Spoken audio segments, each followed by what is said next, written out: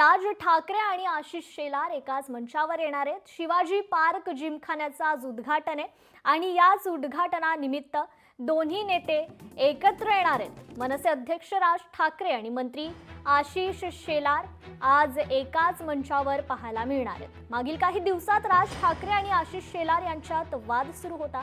विधानसभा निवडणुकीदरम्यान दोन्ही नेत्यांमध्ये वादाची ठिणगी पडलेली, तर या वादानंतर आशिष शेलार यांच्याकडून वक्तव्य देखील करण्यात आलं होतं, ज्यात माझी व्यक्तिगत मैत्री राहिली नाही असं वक्तव्य त्यांनी केलं होतं। अशा दोन्ही नेते आता वर्षभरानंतर एकाच मंचावर येत आहेत। दादरच्या शिवाजी पार्क जिमखान्याचं आज उद्घाटन आहे आणि या उद्घाटनानिमित्तानंच आता हे दोन्ही नेते वर्षभरानंतर एकाच मंचावर येत आहेत। या संदर्भात आपण अधिक जाणून घेऊयात। आपले प्रतिनिधी चेतन ननावरे आपल्याशी जोडले गेलेले आहेत। चेतन, खरं तर आशिष शेलार आणि मनसे अध्यक्ष राज ठाकरे यांच्यात वादाची ठिणगी पेटली होती।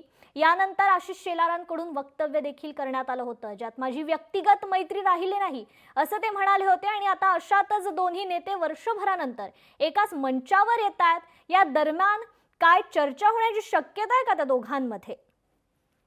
निश्चितच, कारण कृपा आपण याआधी पाहिलेलं होतं, लोकसभा निवडणुकीत जरी राज ठाकरे यांनी बिनशर्त पाठिंबा भाजपला दिला असला तरीही त्यानंतर विधानसभा निवडणुकीमध्ये दोन्ही पक्ष स्वतंत्रपणे लढलेले होते।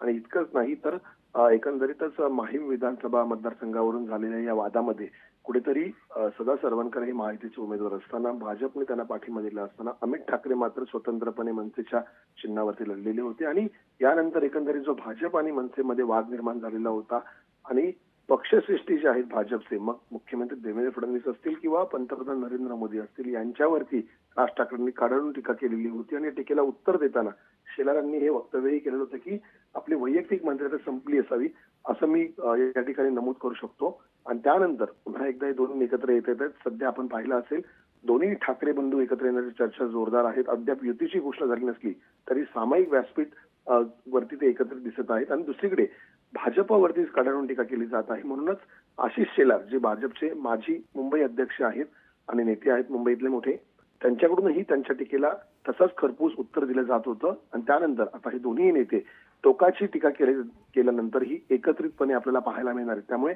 या कार्यक्रमाच्या निमित्ताने पुन्हा काही शाब्दिक कोटी एकमेकांवरती करणार का याकडे लक्ष।